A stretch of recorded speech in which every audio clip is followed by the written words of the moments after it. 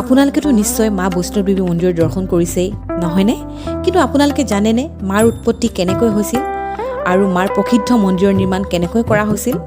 আহকচোন আমি সেই বিষয়ে জানো। ভিডিঅ'টো শেষলৈ চাবলৈ নাপাহৰিব। নমস্কাৰ, পুনৰবাৰ মই মোৰ এটি নতুন ভিডিঅ'লৈ আপোনালোকক স্বাগতম জনাইছোঁ। যদিহে আপোনালোকে মোৰ ভিডিঅ'টো প্ৰথমবাৰৰ বাবে চাই আছে, বেল আইকনটো দবাবলৈ নাপাহৰিব, যাতে মোৰ আহিবলগীয়া ভিডিঅ'সমূহৰ নটিফিকেশ্যন আপোনালোকলৈ আগতীয়াকৈ যায়।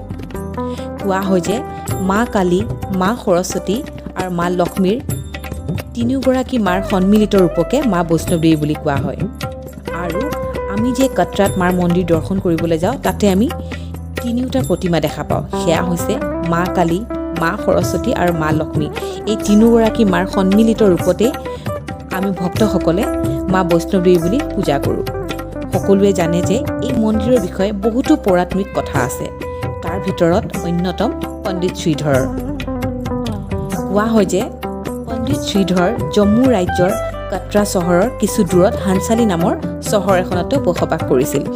শ্ৰীধৰ কোনো ল'ৰা ছোৱালী নাছিল, সেইবাবে শ্ৰীধৰে সদায় দুখত জীৱন কটাইছিল। এদিন তেওঁ ভাবিলে যে গাঁৱৰ সকলোকে তেওঁৰ ঘৰলৈ ভাণ্ডাৰাৰ বাবে নিমন্ত্ৰণ জনোৱা হওক, আৰু সেয়ে তেওঁ কৰিলে যে এদিন গাঁৱৰ সকলো লোককে তেওঁ ভাণ্ডাৰাৰ বাবে নিমন্ত্ৰণ জনালে। দ্বিতীয় দিনা গাঁৱৰ ইজনকৈ লোক তেওঁৰ ঘৰলৈ আহি উপস্থিত হ'লহি, কিন্তু ভাণ্ডাৰাৰ বাবে যিখিনি সামগ্ৰীৰ প্ৰয়োজন আছিল সেই সকলোখিনি গোটাব নোৱাৰিলে পণ্ডিত শ্ৰীধৰে, আৰু সেই দেখি পণ্ডিত শ্ৰীধৰ খুব বেছি চিন্তিত পৰিল। কিন্তু তেওঁ এনেধৰণে চিন্তা কৰি থাকোঁতে তেওঁ দেখিলে এগৰাকী খুব সুন্দৰ কন্যাগৰাকীৰ নাম আছিল বৈষ্ণৱী। এই কন্যাগৰাকীয়ে নিজ হাতেৰে গাঁৱৰ লোকসকলক আহাৰ বিলাই ফুৰিছিলে আৰু খুব সুন্দৰকৈ তেওঁ আহাৰ খুৱাইছিলে। সেয়াই দেখি পণ্ডিত শ্ৰীধৰে খুব আচৰিত হৈছিলে যে কোন হয় এইগৰাকী কন্যা, যিগৰাকী মুখেদি উজ্জ্বলতা হৈ আছিল। সেয়ে ভাবি থাকোঁতেই যি ভাণ্ডাৰাৰ আয়োজন কৰা হৈছিল সকলোখিনি সুকলমে হৈ গ'ল। কিন্তু গাঁৱৰ সকলে খুব বেছি গুণ গাইছিলে সেই কন্যাগৰাকীৰ, আৰু কন্যাগৰাকীক লগ কৰিব আহি তেওঁলোকে দেখা পায় যে সেই জেগাৰ পৰা কন্যাগৰাকী অদৃশ্য হৈ গৈছিল।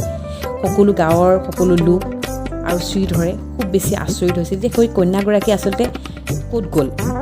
তাৰ কেইদিনমান পিছত শ্ৰীধৰৰ সপোনত সেই কন্যাগৰাকী এদিন দেখা দিলে, আৰু কন্যাগৰাকী দেখা দি শ্ৰীধৰক এটা গুফাৰ বিষয়ে ক'লে। সেই গুফাটোৰ বিষয়ে সকলো খুলি ক'লে এই বৈষ্ণৱী নামৰ যুৱতীগৰাকীয়ে। তাৰপিছতেই পণ্ডিত শ্ৰীধৰে তেওঁ সাৰ পাই দেখিলে যে সেই যিগৰাকী বৈষ্ণৱী যুৱৰ কন্যাগৰাকী আছিল, তেওঁ আচলতে আন কোনো নাছিলে, সাক্ষাৎ মা বৈষ্ণৱদেৱী আছিল। তাৰপিছতেই পণ্ডিত শ্ৰীধৰে সেই গুফাটোৰ সন্ধানলৈ ওলাই গ'ল, আৰু সেই গুফাটোৰ সন্ধান উলিয়ালে। এই গুফাৰ সন্ধান উলিয়াৰ পিছতে শ্ৰীধৰে সকলোকে ক'লে যে সেই গুফাটোতে মা বৈষ্ণৱদেৱীয়ে বসবাস কৰে, আৰু তাৰপিছতে এজন ভক্তই সেই গুফাটোত দৰ্শন কৰিবলৈ যোৱা হ'ল।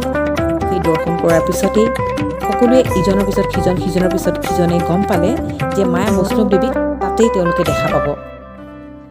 গতিকে এয়াই আছিল মা বৈষ্ণৱদেৱীৰ কথা। ইয়াৰ পিছত মই দ্বিতীয় খণ্ডত আপোনালোকলৈ লৈ আহিম মা বৈষ্ণৱী মন্দিৰটোনো কেনেকৈ তাত বনোৱা হ'ল, আৰু মা বৈষ্ণৱদেৱী আৰু ভৈৰৱ বাবাৰ লগত জড়িত কিছু কথা। গতিকে আপোনালোকে ভিডিঅ'টো চাব, আৰু এই ভিডিঅ'টো যদি আপোনালোকে ভাল পাইছে তেতিয়াহ'লে ছাবস্ক্ৰাইব, লাইক, কমেণ্ট আৰু শ্বেয়াৰ কৰিবলৈ নাপাহৰিব।